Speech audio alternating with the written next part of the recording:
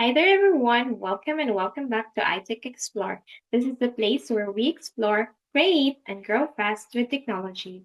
In today's video, I'll walk you through how to make your mouse pointer noticeable when making your YouTube tutorials. When recording tutorial videos, it's essential that your viewers can clearly see your mouse pointer. Unfortunately, some of the recording applications don't automatically highlight the cursor, which can make it hard for the viewers to follow your steps. If you're using Windows 10 or Windows 11, you're in luck. These versions offer built-in settings that allow you to change the size and color of your mouse pointer. This is useful not just for recording, but also as a permanent personalization option for everyday use. So now, let's get straight into the video. So here's how to make your mouse pointer more noticeable.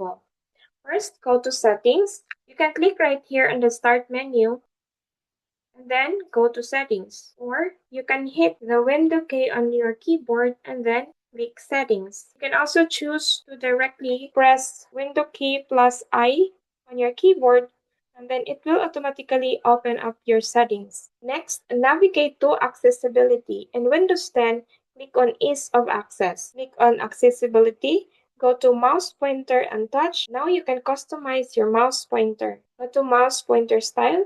You can choose the white, black, and inverted, or customize your own. Change the color. Choose your preferred color. Now you can change the size. Adjust it to a smaller one. If you want it to be much bigger, then choose the 15 size. I'm gonna use the 7. Now this time, your viewers can easily notice your mouse pointer and can easily follow your steps. Let your viewers follow every click more easily because a visible cursor make a clearer tutorial. That's it for today's video. I hope it helps. If you think this video helps you, then give me a thumbs up, click the subscribe button, and hit the notification bell to keep updated for my new uploads. Thanks for watching and see you in my next video.